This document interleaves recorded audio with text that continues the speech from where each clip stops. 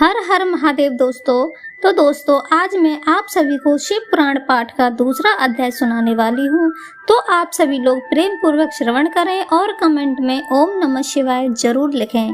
तो आइए सुनते हैं शिव पुराण का अध्याय दूसरा।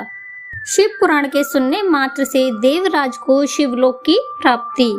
सौनक जी ने कहा, हे सूत जी, आपको परमार्थ तत्व का संपूर्ण ज्ञान है। आपकी कृपा से, आपकी बताई हुई दिव्य कथा से आज हमने यह जान लिया कि इस भूतल पर कल्याण के लिए इस कथा से उत्तम दूसरा कोई साधन नहीं है। अब आप हमें कृपा करके यह बताइए कि इस पृथ्वी पर इस कथा को सुनकर किस प्रकार के पापी शुद्ध हो सकते हैं। सूत जी बोले, हे मुनि, इस पुराण के पठन अथवा ज्ञान से अवश्य ही पापी, दुराचारी और काम क्रोध में डूबे रहने वाले लोग शुद्ध हो सकते हैं। कुछ प्राचीन इतिहास का वर्णन मुनियों ने कुछ इस प्रकार से दिया है, जिसके श्रवण या पठन से पापों का संपूर्ण नाश हो जाता है। प्राचीन काल की बात है, एक नगर में एक ब्राह्मण रहता था जिसका नाम देवराज था। वह ज्ञान के विषय में बहुत ही दुर्बल, दरिद्र और वैदिक धर्म में विमुख था। वह अपनी दिशा से भ्रष्ट हो गया और वैश्यवृत्ति के कामों में लगा रहता था। उसे स्नान, संध्या आदि कामों का ज्ञान नहीं था।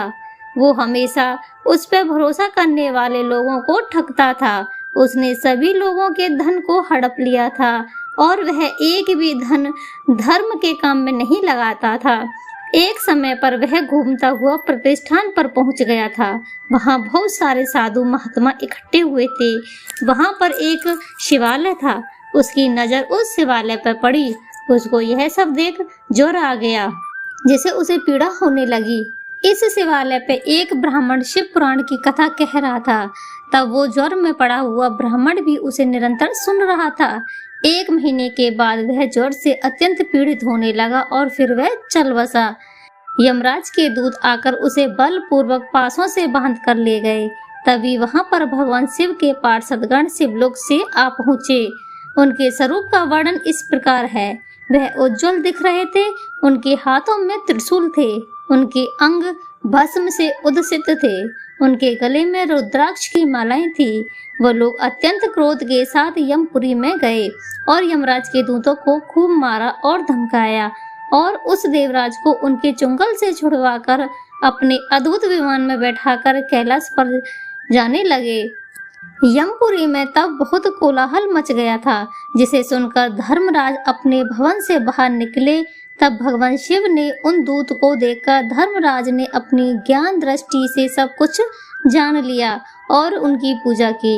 उन्होंने भय के कारण उन दूत को कोई भी प्रश्न नहीं किया और फिर वह दूत कैलाश को निकल गए और वहां पहुंचकर उन्होंने देवराज को भगवान शिव के हाथों में सौंपा। इस प्रकार शिव पुराण केवल श्रवण मात्र से देवराज को शिवलोक प्राप्त हुआ। इस प्रकार शिव पुराण दूसरा अध्याय समाप्त। आशा करती हूँ दोस्तों आप सभी को यह शिव पुराण का दूसरा अध्याय पसंद आया होगा। वीडियो देखने और सुनने के लिए आप सभी का बहुत बहुत धन्यवाद।